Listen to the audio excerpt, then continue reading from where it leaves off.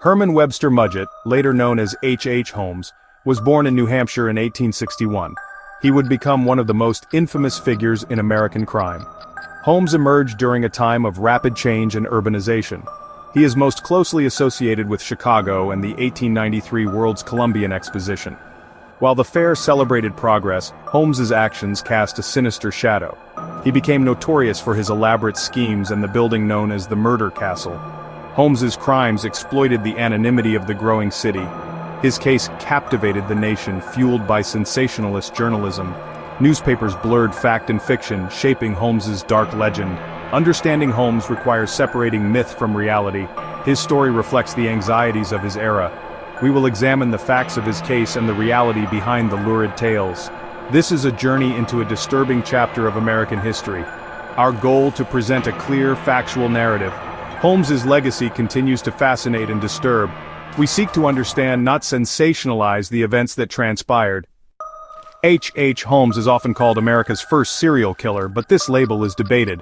Others committed multiple murders before Holmes, though their crimes drew less attention. The term serial killer didn't exist in Holmes's time. Holmes operated during the Gilded Age, when sensational journalism was on the rise.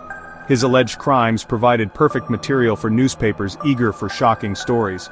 Holmes became a symbol of a new kind of urban horror. His methods, calculated and dispassionate, set him apart. He was seen as a product of a changing, anonymous city. While the first designation is questionable, Holmes's case was a landmark. It marked a turning point in American crime history. The way his story was reported had a profound impact. It highlighted new fears about city life and the power of mass media. Holmes's legend endures, blurring the line between fact and myth. His story became a dark legend.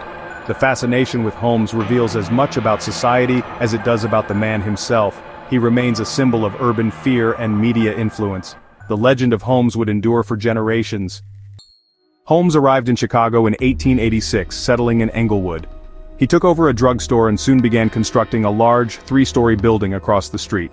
Locals called it the Castle for its imposing size and strange design. The building was a maze, windowless rooms, secret passages, staircases to nowhere, and trapdoors. Some rooms were soundproofed or fitted with gas jets. Holmes oversaw construction, constantly changing crews and architects to keep the layout secret. He defrauded suppliers and rarely paid his debts. The building was completed around the time of the 1893 World's Fair. Holmes advertised it as a hotel for fair visitors. Many young women stayed there, some employees, some guests. A significant number were never seen again. The castle's sinister reputation grew as stories of disappearances spread. Its very structure seemed to reflect Holmes's twisted mind. Even after its destruction, the legend of the Murder Castle lingered. The building became a symbol of hidden evil in the heart of the city. Holmes's castle remains one of the most chilling landmarks in American crime. Its legacy is inseparable from Holmes's own. The castle's story is one of deception, horror, and enduring mystery. Its bricks and mortar whispered tales of terror. Holmes, born Herman Webster Mudgett, was intelligent and ambitious. He earned a medical degree from the University of Michigan in 1884. This gave him respectability and access to medical knowledge. Even as a student, Holmes was rumored to be involved in insurance fraud using cadavers. He allegedly stole bodies, disfigured them, and collected on fraudulent insurance policies. These early schemes revealed his manipulative nature. Holmes's medical skills later aided his crimes. He understood anatomy, had access to chemicals, and could dispose of evidence. His profession became a mask for his true intentions. The contrast between doctor and killer shocked the public. Holmes used his intelligence and training for deception and harm. His betrayal of trust added to his monstrous image. He was not just a criminal, but a doctor who turned his skills to evil. Holmes's medical background was central to his ability to deceive. It allowed him to move easily through society, hiding his true nature. His education was both a tool and a weapon. Holmes's story is a chilling reminder of how knowledge can be twisted. His medical degree became a key part of his dark legend. Holmes was born Herman Webster Mudgett, but adopted the name H. Holmes after medical school. Throughout his life, he used numerous aliases: Henry Howard Holmes, H.M. Howard, D.T. Gentry, and more. Each new identity helped him evade creditors, law enforcement, and the consequences of his crimes. Holmes used these names to marry multiple women, often without divorcing previous wives. His shifting identities made him nearly impossible to track. He could commit fraud or worse in one city, then vanish and reappear elsewhere. Holmes was a master of disguise and reinvention. This chameleon-like ability was key to his criminal success. His many faces added to his mystique and the terror he inspired. He seemed to be a man without a stable core, capable of becoming anyone. Holmes's fluid identity shielded him from justice for years. It also made it difficult for victims' families to find answers. His aliases were tools of deception, allowing him to move freely and continue his schemes. Holmes's ability to reinvent himself was as chilling as his crimes. He stayed one step ahead of those who pursued him. His many faces left a trail of ruin. Holmes's shifting identities remain a key part of his legend. Holmes's downfall began with an insurance scam involving Benjamin Pitezel, a longtime associate. The planned Pitezel would fake his death, and his wife would collect a $10,000 policy. Instead, Holmes killed Pitezel in Philadelphia in 1894. He convinced Carrie Pitezel her husband was alive and took custody of 3 of their children.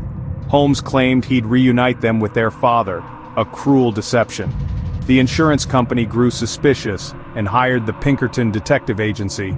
Detective Frank Geyer tracked Holmes across several states and into Canada.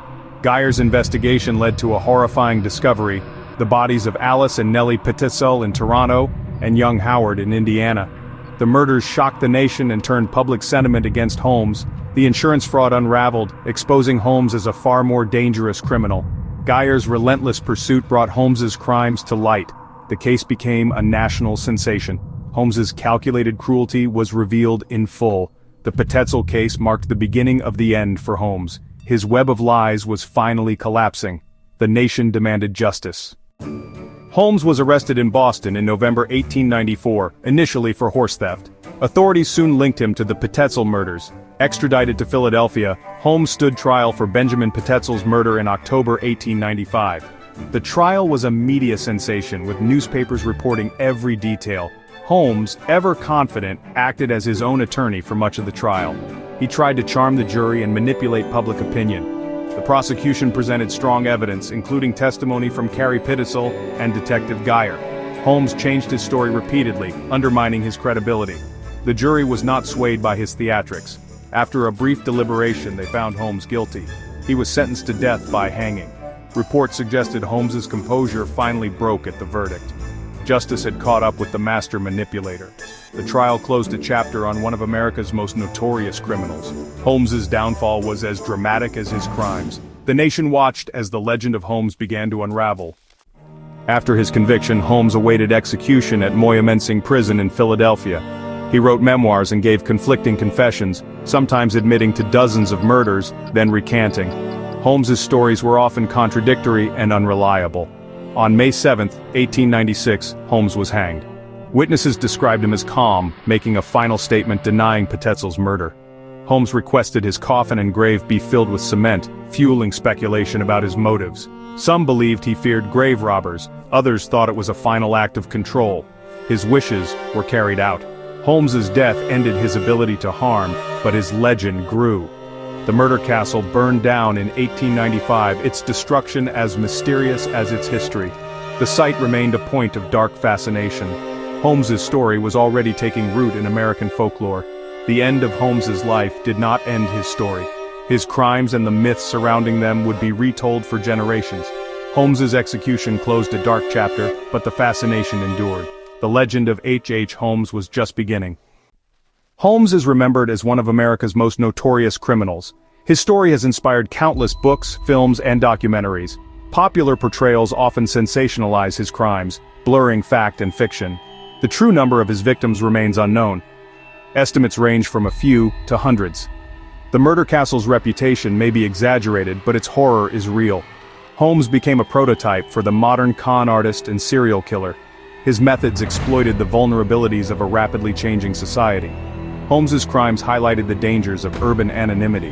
His story serves as a dark warning about deception and manipulation. Separating myth from reality is a challenge, but the fascination persists. Holmes's legacy is a complex tapestry of fact, speculation, and enduring fear. His life forces us to confront uncomfortable truths about human nature. Examining his crimes helps us understand how such evil can flourish. Holmes's legend endures, a chilling reminder of the darkness within. the story of H. Holmes continues to haunt American history,